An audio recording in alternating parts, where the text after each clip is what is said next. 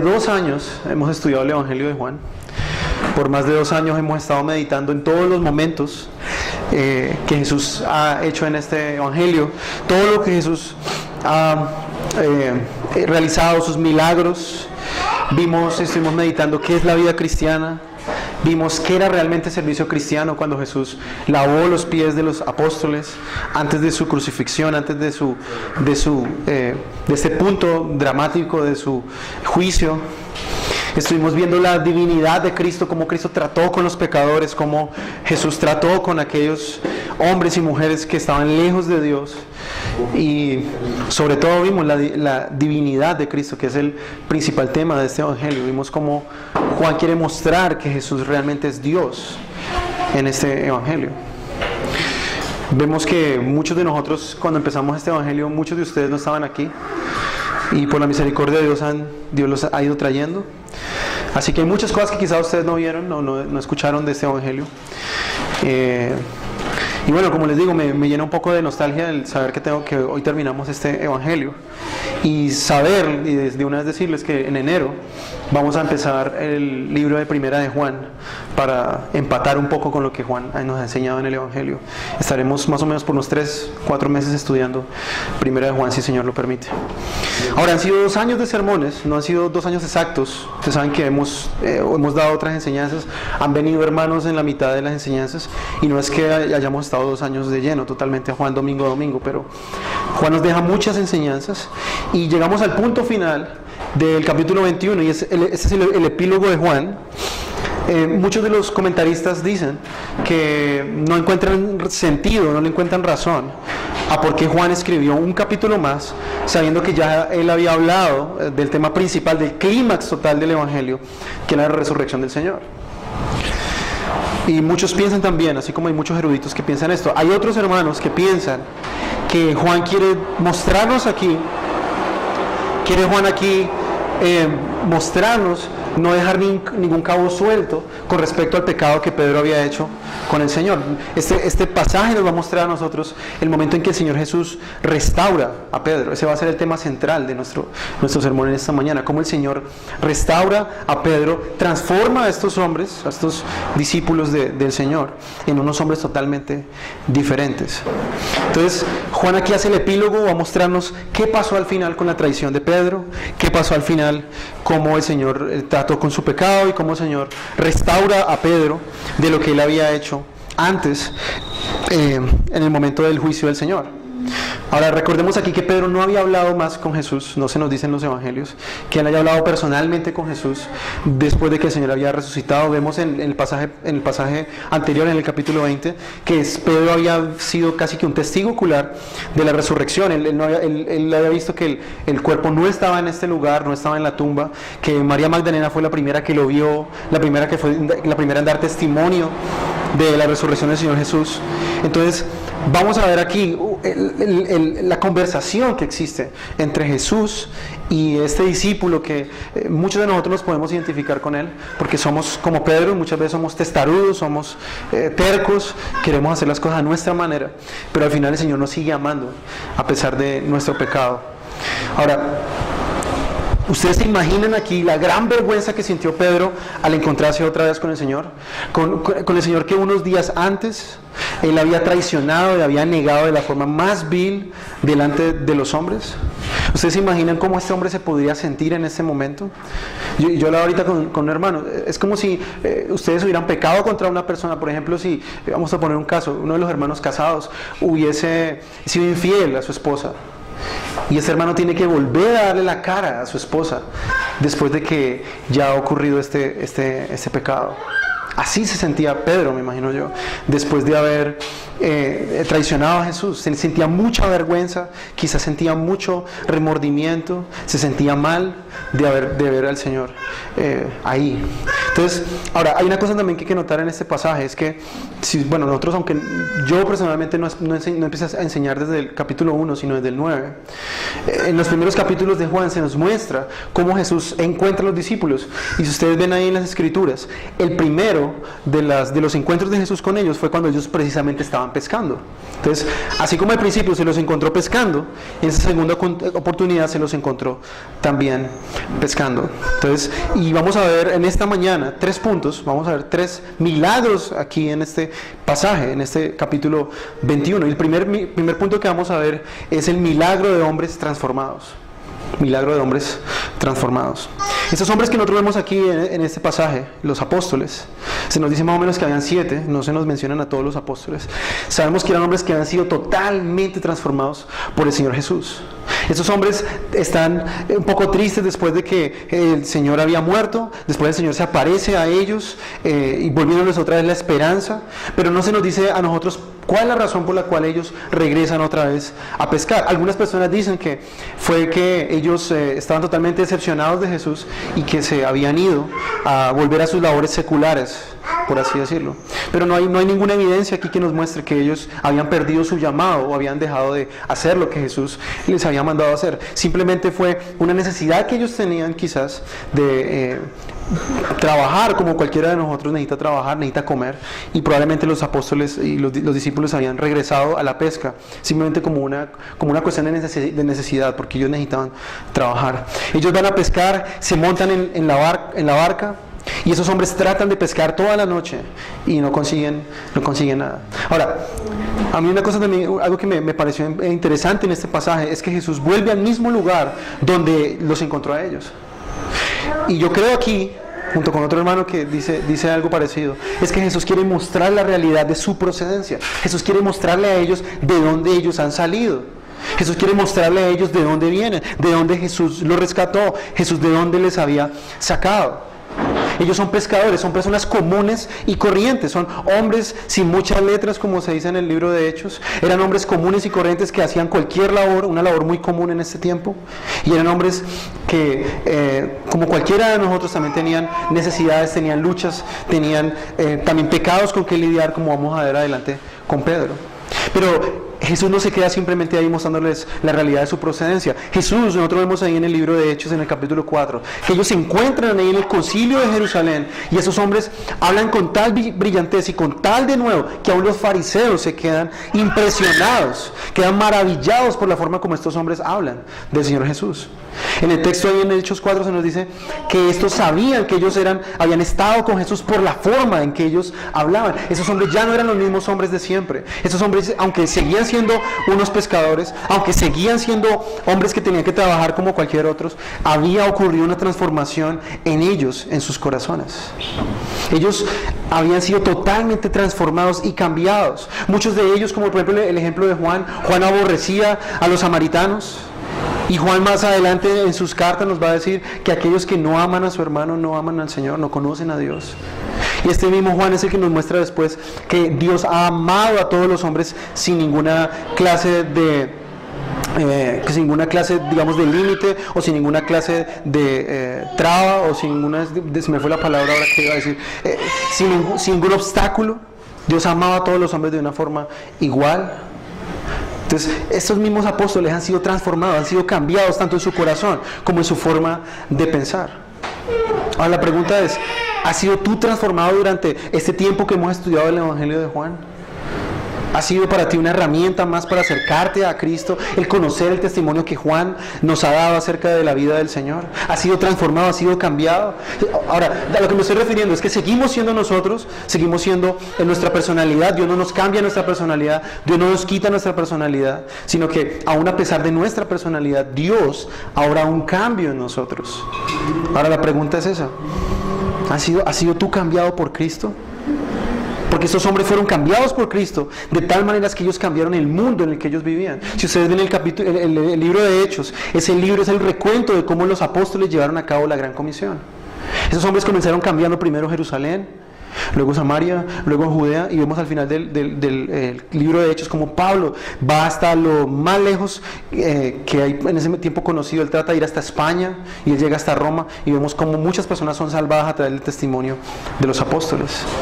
¿Has sido tú cambiado para cambiar a otras personas? ¿Para que otras personas también sean transformadas por medio de conocer a Cristo?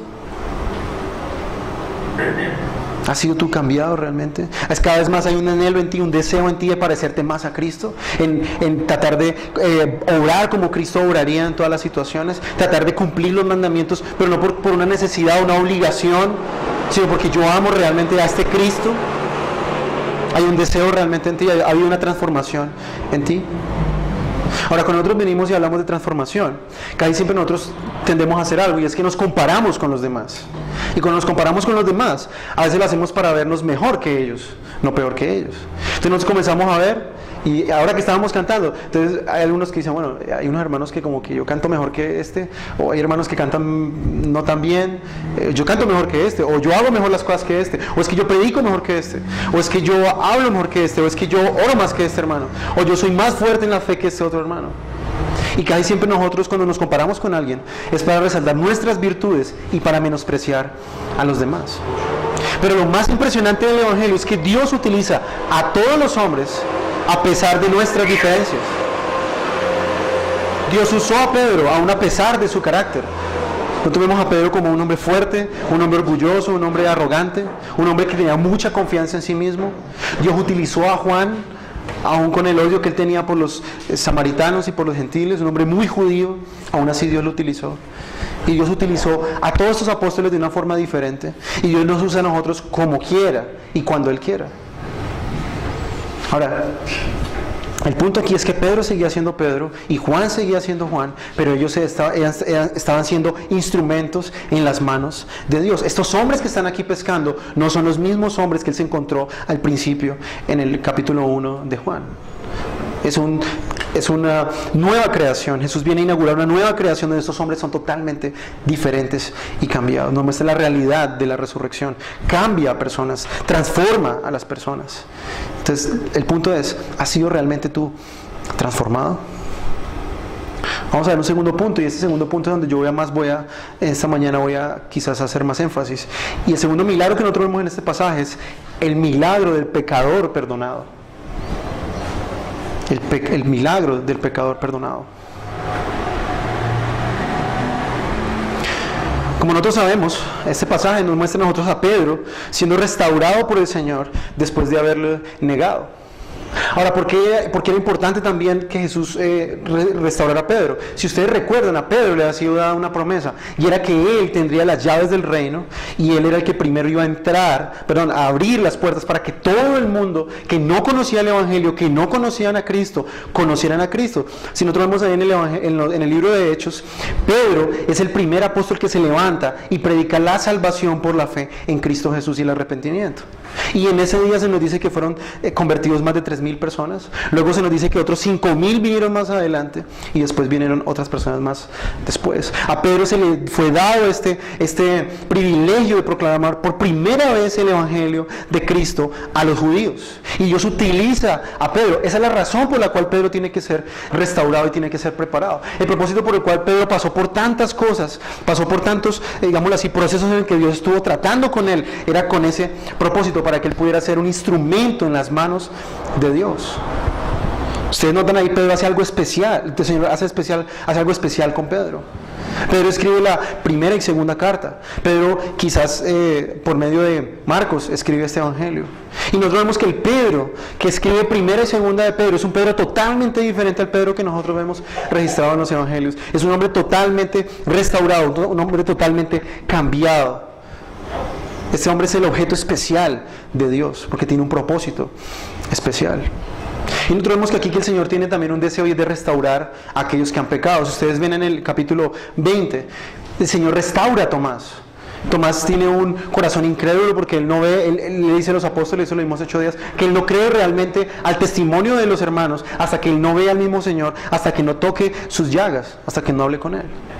Y Jesús viene y se aparece a Tomás y le restaura a Tomás de su incredulidad. Ahora Jesús quiere restaurar a Pedro. Jesús no simplemente deja que los creyentes que son suyos pequen contra él y ya, sino que Dios trata con el pecado de estos hermanos de una forma tierna y amorosa. Nosotros vemos ahí en el capítulo 20 cómo el Señor restauró a Tomás de una forma amorosa, de una forma tierna. Le llamó la atención, le exhortó a él en amor, a que no fuera incrédulo, sino que creyera. Y Jesús nos habló hace 8 días acerca de la bendición de aquellos que han creído sin ver. Como dice el mismo apóstol Pedro en su carta, aquellos que sin haberle visto, le amáis. Aquellos que aman realmente al Señor, sin nunca haberle visto físicamente. Entonces vemos aquí al Señor Jesús, y vemos la escena aquí, Están ellos pescando y el Señor aparece en la orilla, les llama a ellos desde lejos y ven las frustraciones de estos hombres. Estos hombres tratan de pescar toda la noche y no han conseguido nada. Y Jesús se para en la orilla, les dice que lancen la red a un lado de la barca y ocurre ese milagro de la pesca milagrosa. Ahora, si ustedes notan aquí, Pedro ve a Jesús en la orilla y él reconoce a Jesús, él sabe que es el sello, digámoslo así, personal de Jesús, en la forma en que Jesús se manifestó la primera vez a ellos y es la segunda vez que Jesús vuelve y lo hace. Ahora, acá hay una gran diferencia ahora con respecto al pecado de Pedro. Si ustedes pueden ver ahí en Lucas 5:8, no vamos a ir por el tiempo, pero ahí en Lucas 5:8 se nos dice que Jesús hace exactamente el mismo milagro. Pero Pedro en la primera pesca milagrosa, en vez de venir y tirarse al agua con mucho deseo de conocer a Cristo y saber quién es Él, Pedro dice las siguientes palabras ahí, dice: apártate de mí que soy pecador.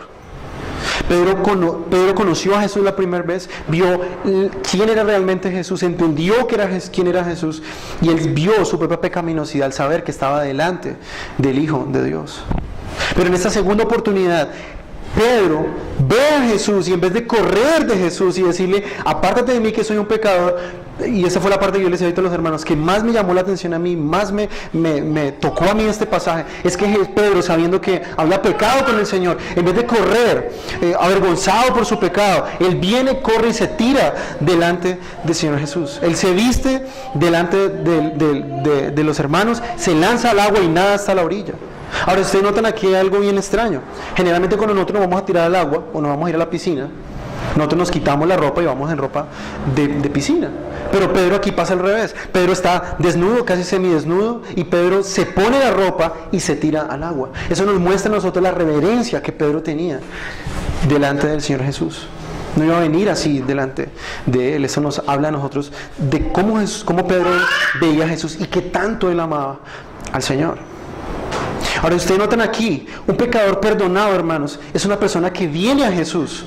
Ahora, viene a Jesús aún sabiendo sus debilidades, aún sabiendo su pecado, aún sabiendo lo que ha hecho, pero no viene mirando su propio pecado, sino viene viendo y confiando en el carácter perdonador del Señor Jesús. Un verdadero cristiano es aquel que sabe que ha pecado contra Jesús y en vez de correr de Él, corre hacia Él. En vez de correr desvergonzado como lo harían los inconversos, como hizo Adán en el huerto del Edén, que él salió corriendo cuando pecó, Pedro corre hacia la presencia de Dios. Si hay algo que caracteriza al hombre natural, al hombre sin Dios, es que el hombre sin Dios huye de la presencia de Dios. Pero el creyente genuino, hermanos, él, a pesar de que ha pecado contra su Señor, él corre hacia Cristo porque él va confiado en el carácter perdonador y misericordioso de Dios. Y es algo que a mí me impactó en el pasaje. Cómo Pedro corre hacia Él, aún sabiendo la vergüenza de su pecado, aún sabiendo que el Señor le podía decir cualquier cosa y Él tendría razón de llamarle la atención y de amonestarle. Esa, hermanos, es la actitud de un verdadero creyente. ¿Cuál es tu actitud, hermano, cuando tú has pecado? ¿Corres de Dios como lo hizo Adán en el huerto del Edén? ¿Te escondes de Dios? ¿Dejas de orar? ¿Dejas de leer la Biblia? ¿Te sientes culpable y dices: yo no quiero orar más, me siento pecador, me siento inmundo, no voy a ir a Dios porque soy muy pecador? ¿O haces como Pedro acá, que corres hacia Cristo, no viendo tu pecado? Y no estoy diciendo aquí que vamos a pecar, sino no viendo nuestro pecado de tal manera que nosotros digamos: no, Dios no me puede perdonar, sino lo contrario, confiando en el carácter perdonador y amoroso y misericordioso del Señor. Los que hemos estado estudiando Jonás los sábados, sabemos cuál fue la razón por la cual Jonás se enojó con el Señor. Y el texto nos lo dice al final del libro de Jonás, en el capítulo 4, y era que Jonás estaba molesto, porque él sabía que Dios iba a perdonar a los ninivitas de su pecado. Él estaba molesto. Jonás conocía mejor que nadie el carácter amoroso y misericordioso de Dios, y se molestaba con él. Porque Jonás era uno que odiaba, obviamente, como los judíos odiaban a los gentiles, y él no quería que los gentiles fueran perdonados. Pero Dios mostró su carácter en Jonás, y así lo hace también en este pasaje. Muestra realmente cuál es la actitud de Dios de restaurar al pecador, de restaurar a aquellos hermanos que han pecado contra Dios. No hay pecado, hermano, que Dios no perdone de lo que tú haces. No hay pecado muy grande para Dios que Él no pueda perdonarte. Lo importante aquí, hermanos, es tu actitud. ¿Qué estás haciendo cuando tú has pecado contra Dios? ¿Cuál es tu actitud? ¿Cómo tomas tú a Dios?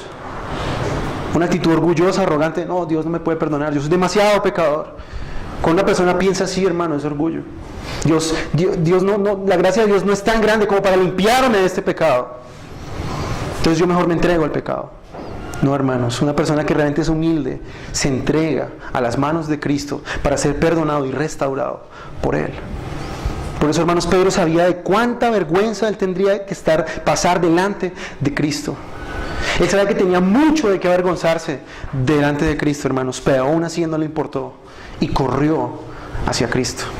Y si nosotros entramos ahí en el pasaje, dice que cuando ellos se encontraron en la orilla, Jesús les tenía preparados una cena. Jesús les preparó un desayuno, perdón. Y una cosa que hay que notar acá, hermanos, que a veces lo pasamos por alto, es que Jesús tenía ya una fogata lista, tenía un fuego listo para comer con ellos. Y esto no es simplemente cuando lo pone aquí como algo, no lo pone aquí como algo fortuito o lo pone al azar, sino que esto tiene un propósito. Y si ustedes recuerdan, ¿cuál fue el lugar en el cual Pedro negó al Señor Jesús? Dicen las Escrituras en Juan que mientras ellos se calentaban en la madrugada a la luz del fuego, Pedro había negado al Señor y en ese lugar él había escuchado el gallo cantar. Asimismo Jesús vuelve y le trae a ese lugar, pero ahora este fuego no es un fuego donde él va a pecar, sino que esta fogata es el lugar donde él va a ser restaurado, va a ser limpiado, va a ser cambiado de eso que él había hecho antes. Ahora, ¿cómo hace Jesús aquí para restaurarle? Vemos ahí en el pasaje, versículo 20, versículo 15. Cuando hubieron comido, Jesús dijo a Simón Pedro: Simón, hijo de Jonás, ¿me amas más que estos?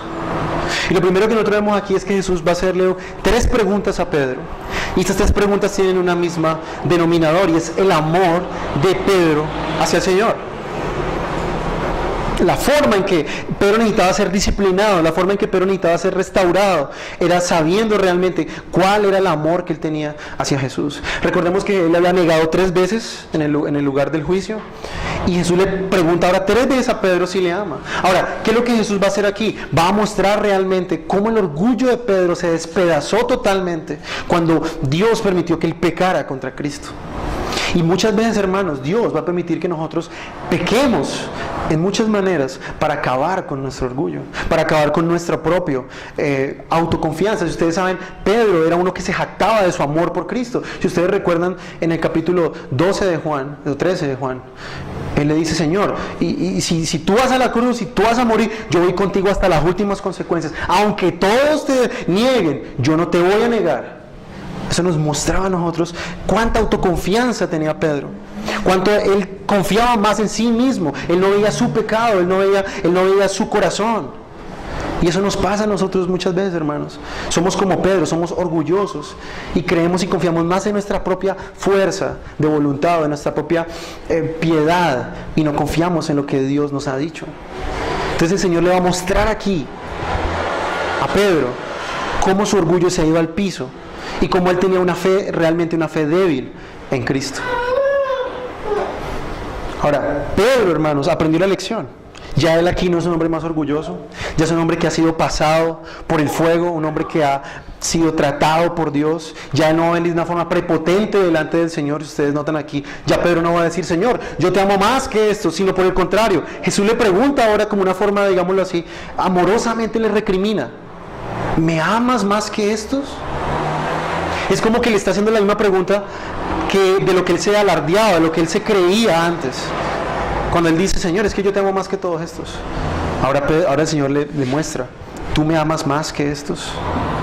Y mire la respuesta de Pedro: sí, Señor, tú sabes que te amo. En el original, en el español, no podemos notar mucho aquí la fuerza de esta conversación.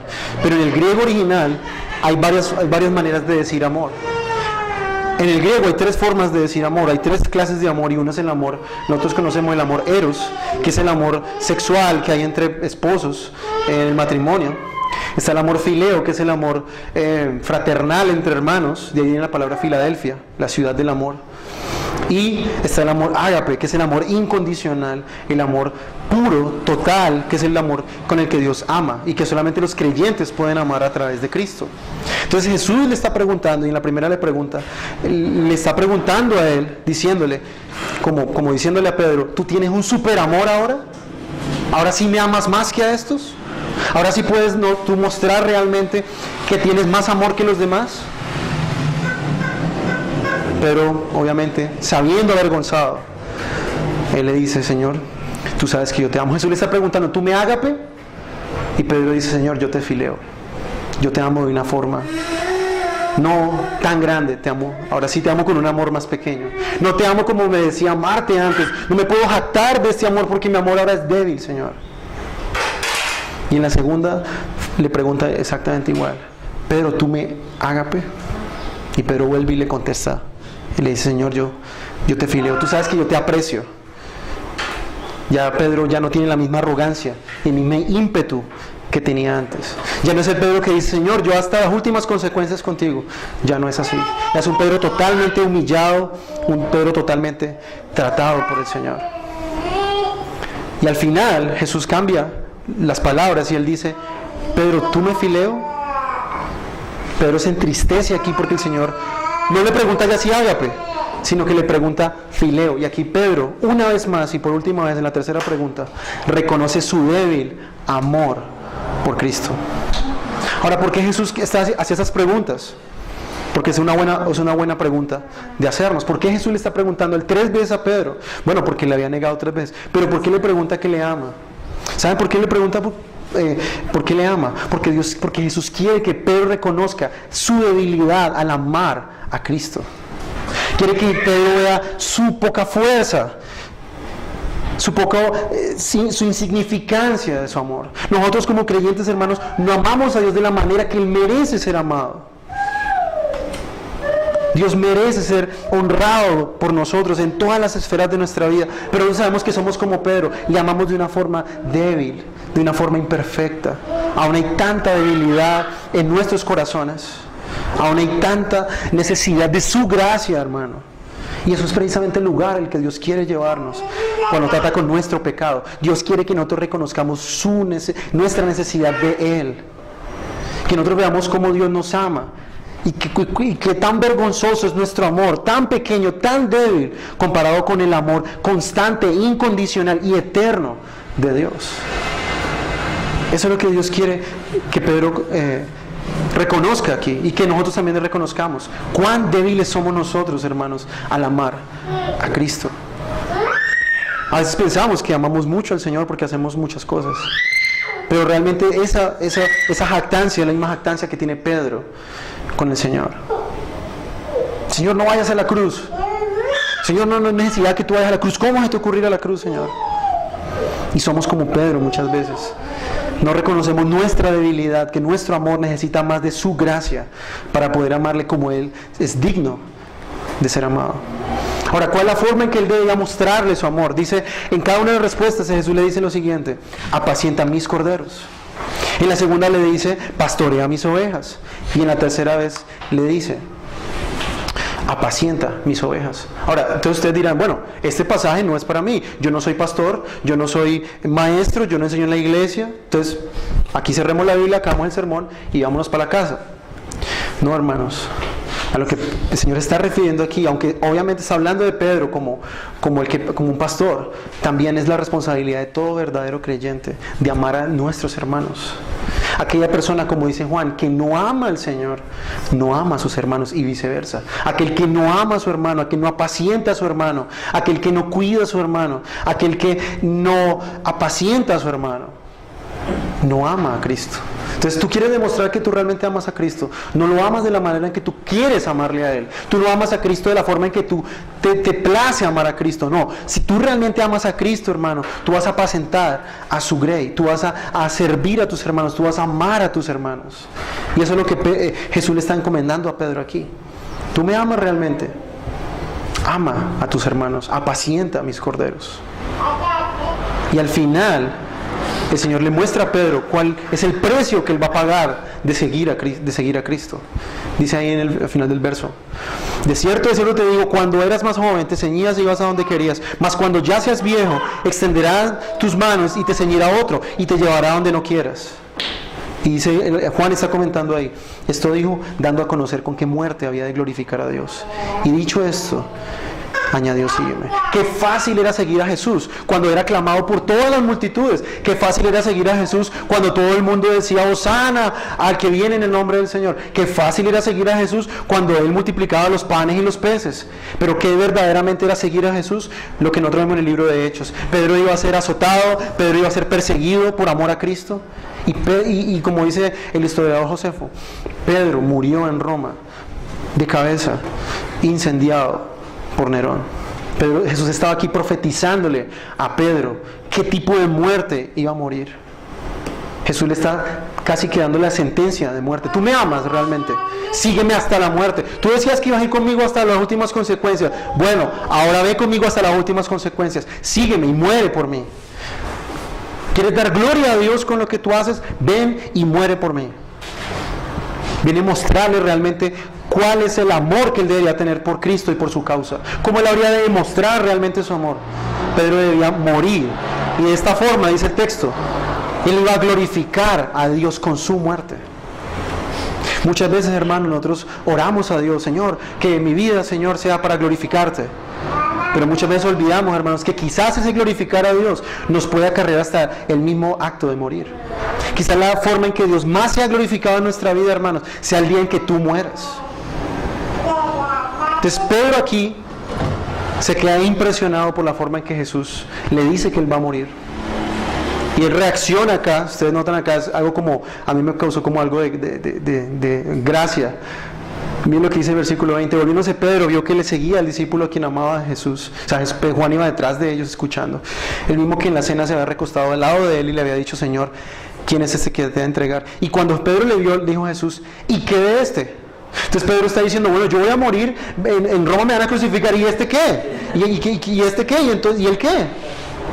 Y miren lo que Jesús contesta, si quiero que él quede hasta que yo venga, ¿a ti qué? Sígueme tú. Hermanos, esto nos muestra a nosotros que Dios no trata de igual manera con todos los creyentes. Dios santifica a todos los creyentes de una manera diferente, de una manera... a uno los puede mandar a la muerte, a otros los santifica de una manera, a unos quizás los va a mandar a misioneros a un lugar, quizás unos van a permanecer solteros toda su vida, no sabemos. Y a veces nosotros lo mismo, nos comparamos con los demás y Señor, yo quisiera tener las bendiciones que tiene este hermano y yo quisiera predicar como este hermano y yo quisiera glorificarte de esta manera, pero Dios tiene una forma para cada uno de nosotros como hemos de glorificar a Dios. Y Jesús le dice, ¿y qué? ¿Y si yo quiero dejarlo hasta que yo venga, qué? Ahora muchos malinterpretan este pasaje diciendo, como dice el versículo 23, este dicho se extendió entonces entre los hermanos, que aquel discípulo no moriría. Pero Jesús no le dijo que no moriría, el mismo texto lo explica, sino si quiero que él quede hasta que yo venga, que a ti. O sea, ¿cuál es el énfasis acá de Juan? Que Jesús está diciendo, no es que realmente él se va a quedar. Y si yo quisiera que él se quedara, ¿qué? Y si yo quisiera que Juan no muriese, ¿qué pasaría? Tú sígueme. Tú simplemente glorifícame la manera que yo he escogido para ti, que tú me has de glorificar. Así con nosotros, Dios ha escogido una manera, hermano, en que tú vas a glorificar a Dios. Tú no vas a glorificar a Dios de la manera en que lo hace otro hermano. Tú no vas a hacer lo mismo que hace otro hermano. Tú vas a glorificar a Dios a la manera en que Dios ha escogido para ti. Dios lo ha escogido para ti de esa manera. Hay muchas veces pensamos nosotros, hermano, Dios, si yo tuviera el dinero que tiene este hermano, yo te glorificaría mejor. Si yo tuviera los dones que tiene este hermano, Dios, yo te glorificaría mejor. Si yo fuera de esta manera como es este hermano, yo te glorificaría mejor. Si yo predicara como yo, MacArthur, Señor, yo te glorificaría mejor. Si yo predicara como fulano, si yo sirviera como tal. No, hermano. Dios está diciendo aquí que nosotros servimos a Dios a la manera en que Él nos ha dado servirle. Y debemos estar agradecidos aún. Pedro debía estar agradecido con Dios, con el Señor Jesús aquí, de que Él va a morir por el nombre de Cristo. Él mismo dice en su carta más adelante que cuando somos perseguidos, para nosotros debe ser motivo de gozo, para nosotros debe ser motivo de alegría cuando alguien nos persigue, no por nuestro pecado, no porque hemos pecado contra alguien, sino por causa de la justicia, dice Pedro. Pero años después entendió esta verdad y en vez de reaccionar así como lo vemos aquí en la carta, Pedro reacciona con un sometimiento a la voluntad de Dios. Y esa es la actitud de un creyente maduro. Él sabe que glorifica a Dios de la manera en que Dios ha permitido que lo haga. Ahora vamos a ver el tercer y último punto. Y vamos a ver el tercer milagro acá, y es la pesca milagrosa. El mismo hecho de la pesca. Estos hombres, hermanos, saben pescar. Estos hombres son profesionales en pescar. Y ustedes han visto en Discovery Channel estos hombres que cazan cangrejos y tienen unas canastas así gigantes, metálicas, y las meten en el agua, y uno ve los episodios, y esos hombres son unos expertos. O sea, si yo me metiera con esas canastas, yo me iría de cabeza al agua. O sea, sería el primero que me caería del barco. Pero esos hombres tienen una destreza para pescar y para sacar esos cangrejos de estas jaulas. Y así eran estos hombres. Juan, Pedro y todos los apóstoles tenían una habilidad para pescar. Ellos conocían su terreno, ellos sabían el lago, lo conocían muy bien. Y eso es lo más frustrante para ellos. Conocen bien el lago, saben bien el lugar donde ellos debían pescar, tratan de pescar toda la noche y no encuentran nada. Dice en el original, en el griego original, que no hubo provecho en ir a pescar toda la noche. Ahora, hermanos, ¿cuántos de nosotros hemos sentido frustración en algún momento cuando hemos logrado algo por lo cual nos hemos esforzado tanto? Hemos tratado de llamar a un hermano al arrepentimiento y nada. Hemos tratado de cambiar un cierto hábito y nada. Tratamos de no enojarme por tal cosa y nada. Trato de orar más, pero no puedo. Trato de leer más la escritura, pero no puedo. Trato de tener más comunión con el Señor, pero no puedo. Ahora, ¿por qué Dios nos lleva a estas situaciones, hermanos? ¿Por qué Dios nos lleva a situaciones de frustración? ¿Por qué Dios nos lleva a estos lugares de sentirme así, que estoy totalmente impotente en una situación? Dios lo hace, hermanos, para mostrar nuestra dependencia de Él. Si ustedes se dan cuenta que esos hombres trataron de pescar toda la noche, pero cuando el Señor viene y les dice, háganlo de esta manera, y ellos lo hacen, dice el texto que la red era tan pesada que no se rompía, y que tenía muchos peces. Juan dice que eran 153 peces. Ahora, no lo dice porque 153 sea el número del chance o porque tenga un significado mágico o místico. No. Juan lo hace y coloca el número exacto para mostrar la cantidad tan grande de peces que ellos habían recogido. Entonces, hermanos, Dios nos lleva a esas situaciones de frustración para mostrar nuestra dependencia de Él. Ellos, cuando lo hicieron en la fuerza del Señor, cuando lo hicieron en la manera del Señor, ellos lograron y sacaron todos esos peces que tanto habían anhelado toda la noche. Así lo hicieron. Entonces, en la primera pesca, nos dicen en Juan, que se les había roto la red, ¿sí? Pero ahora ya la red no se rompe. Ya Jesús les guía esta pesca, y si ustedes recuerdan acá y pueden asociar, Jesús les había dicho a ellos que ellos eran pescadores de hombres. Esta es la última pesca en los evangelios, ya aquí no va a haber más pescas. Y lo que Jesús está mostrándonos acá, es que Pedro había de predicar en Pentecostés y él había de pescar a hombres ahora. Mucha pesca para el reino de Dios. Pedro había de pararse a predicar y él predicaría y 3,000 personas se habrían de convertir. Pero el Señor le está mostrando a ellos lo que ha de pasar unos días más adelante, cuando ellos se paren en Pentecostés. Habría una pesca espiritual ahora en Pentecostés. Ya sería una red llena de personas salvas, como dice en la parábola de la red. Una red llena, que dice que el reino de Dios es como una red que barre el mar y saca peces. Y miles de personas vinieron a través de estos hombres al arrepentimiento y la fe. Ahora la pregunta es, hermano, ¿tú estás listo para la pesca en el día final? La pesca en el día final, dice esta parábola, que los ángeles son los ángeles que vendrán y serán como que pescan a los hombres y sacarán dice el texto, que sacan los peces malos a un lado y los echan fuera, y a los buenos los echan en cestas. Juan empieza el Génesis, como un Génesis en Juan 1, la nueva creación, y casi que termina aquí en Juan 21, el Apocalipsis, con la pesca del día final. Digamos que Juan es el Génesis del Nuevo Testamento y Juan 21 es el Apocalipsis del mismo Evangelio de Juan. Entonces Jesús inauguró la nueva creación en Juan 1 y Él termina el día del juicio final en Juan 21 con esta pesca. Los malos serán echados fuera, hermano. Los justos estarán en la presencia de Dios por siempre. Habrá un juicio.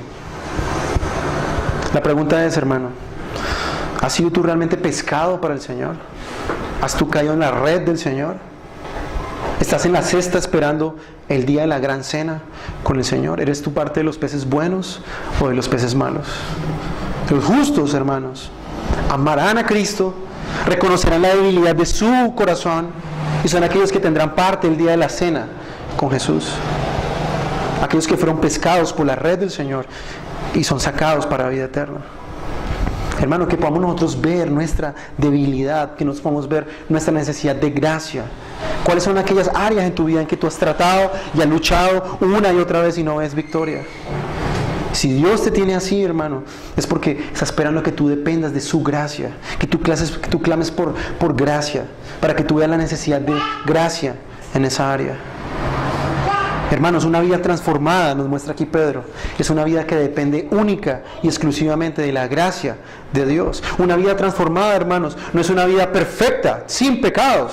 No, hermano, una vida transformada es una vida de una persona que ve sus debilidades y mira a Cristo siempre para correr a Él, para gracia, para saciarse de la gracia de Cristo. Porque Él sabe que sin esa gracia no puede glorificarle.